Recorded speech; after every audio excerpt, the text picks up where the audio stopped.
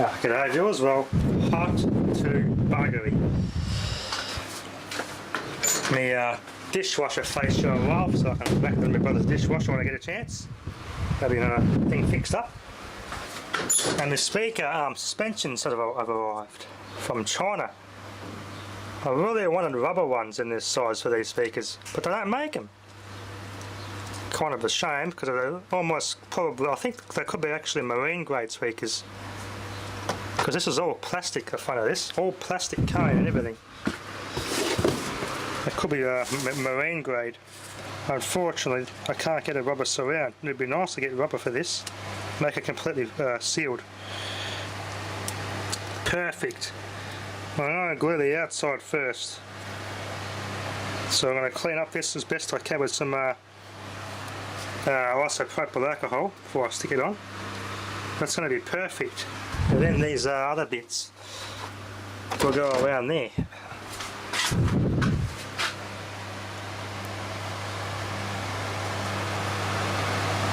Oh, that's better.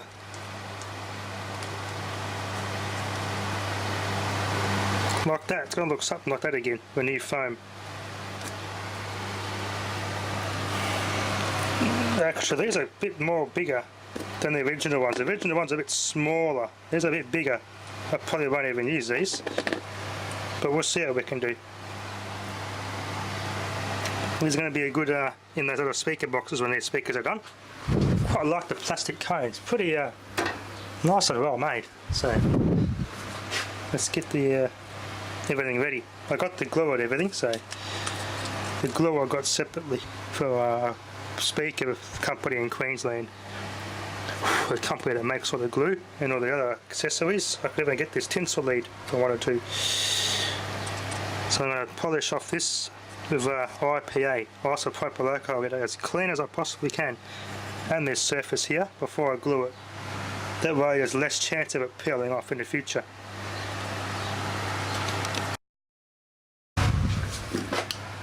So stuff here just brushes on and you can stick it on your speaker. You use it once though. That's the only drawback. I can only use that stuff once. Screw it up and it pushes to the brush.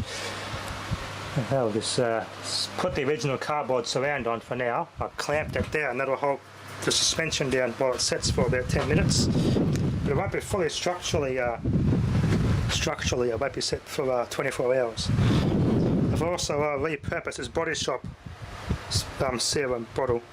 High quality, it's all glass, pipette and everything is made of glass. I always keep these, and this one is specifically because it's a good quality bottle for this purpose.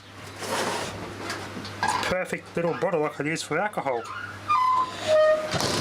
So I went and cleaned it out and dried it out, flushed it clean. Now it's an isopropyl alcohol bottle. Perfect. High quality stuff too. So instead of it going in the bin once it's been finished with, we can just repurpose the bottle. High quality stuff. I just got to print the label off and stick the label on it so I know what it is. Anyway, now I've got to set the middle part of the speaker. It's going to be a challenge now. So it doesn't let's try the middle part now. Stick the surround of the cone. Okay, I got some IPA and just cleaned off the excess off the speaker cone there. Yeah, it looks a little ugly, but who cares? I want strength, and that's perfect. Look at that. Check that out.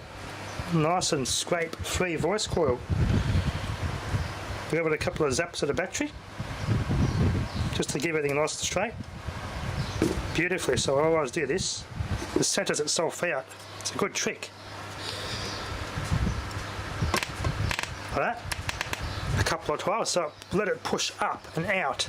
So I got the positive and negative the right way around.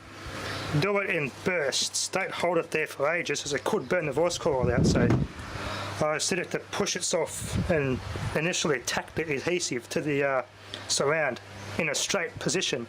That way the voice coil is set straight.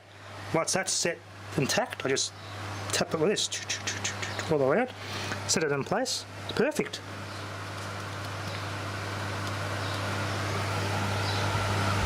Bit messy, but how much rigidity here.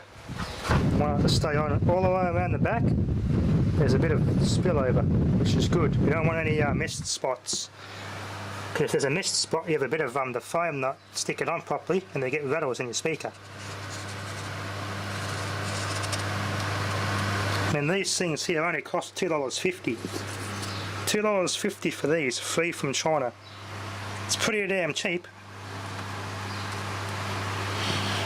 So it makes it very well worthwhile repairing speakers when you can get the foam to surround cheap. So very well worthwhile doing this.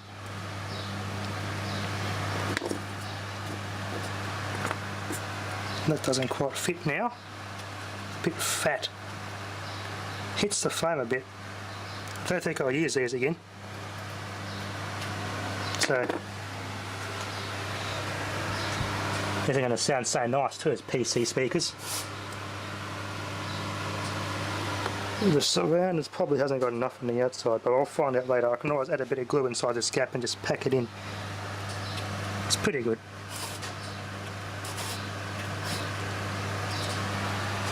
That's pretty good now. No scraping.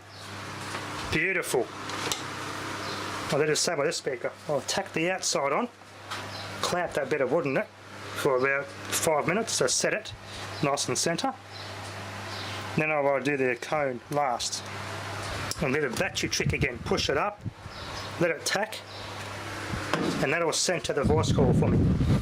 It's a good process. Beats pulling the bloody dust cap off and sticking shims in the voice coil, because I can't get these the dust caps for these speakers. They're very well secured, and if I try and pull those off, I'll probably tear the voice coils out. There's a lot of glue in there. They're sealed very well. Wow. Quite a nice achievement. Okay, both speakers are done. I'll give those overnight to tack and they'll be fine. Put my finger on that, make sure it's nice and straight. Everything's all secure.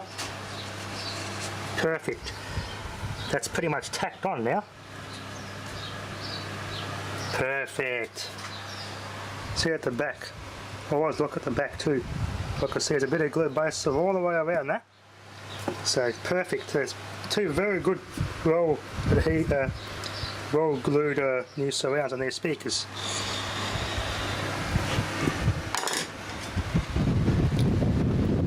This trick works brilliantly. Push the voice coil up with a bit of power. As a general rule of thumb anyway, don't hold it on here for too long. Depends on the speaker though. Those speakers will handle that fully charged 6-volt battery for a little bit of time before they start to get a bit warm. So 4 to 10 seconds of power off that battery is not going to hurt these speakers. That perfect. Got the surrounds up there like that. There we go. Let those cure for 24 hours. I can't play any music through those now. I'm going to wait 24 hours for the glue to fully cure. So they're nice and flush. Let those devices cure, and those speakers, and I'll get measuring up the boards and put those in their new homes. These are going to be pretty nice steady computer speakers when they're done. Really well worth repairing for the low price of the Refoam kits. So it's actually quite easy to do than I thought. I'm going to do that more often now. Any more speakers I get that are not too good to throw away, and the surrounds are gone, I'm going to do some Refoams instead of blowing them up. You've got the glue starting to clear up, see as it dries. Looks a bit ugly, but I don't care. I could have done a little smaller, finer bead for appearance, but you can do that for high-end speakers, but it's more of a challenge to get a good constant bead around the cone and the suspension and the surround there. Anyway, my first time, I don't really care so much about looks, I care about quality of a job. That's a pretty damn good job that I achieved there, so that's just part one. I'll test those in part two with some bass and frequency tests. That'll be enough for now. Thanks for watching.